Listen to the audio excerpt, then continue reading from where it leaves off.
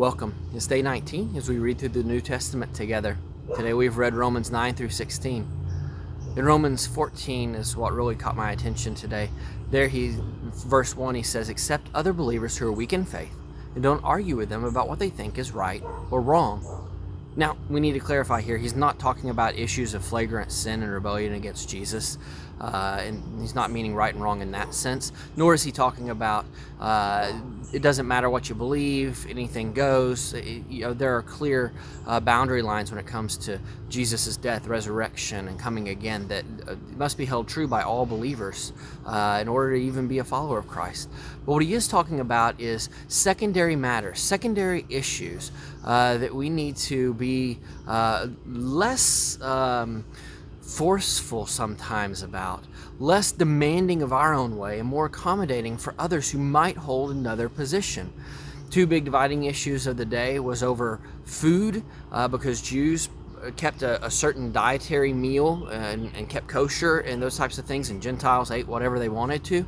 And the church brought Jews and Gentiles together. There was questions and debates over what should be eaten and what should not.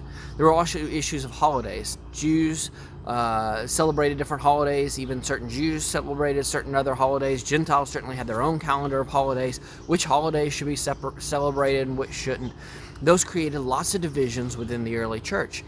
And we have our own issues today. Certainly holidays, should we celebrate Halloween? Can we go hunt for eggs on Easter? Sometimes you'll have Christians that will disagree about those issues, and Romans 14 definitely applies to that question. It applies to several other questions. It applies to issues of dress and appearance. You sometimes have one Christian looking at another who's dressed in a different way. That person has weird color hair and a strange haircut and tattoos and piercings, and I don't know if they're really sincere or not. And it can go the other way too. That person always just wears a suit and tie. They're so so fuddy-duddy that they just it doesn't matter. Other issues with music and style, preference, issues of how we parent our children and parenting styles, issues of politics are huge right now, of differences there, where we insist on that you have to vote our certain way in order to truly be Christian enough, and on the list goes. Romans 14 is such a wonderful read because it reminds us to set aside those things and to love each other where each other is, and not to insist on everyone adopting my opinions on these secondary issues in the Christian faith.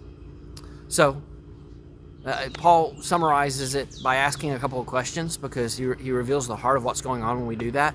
He says, why do you condemn another believer? Why do you look down on another believer? Let's not be people who look down on others, but let's encourage one another as we follow after Christ. Thanks for watching. Bye.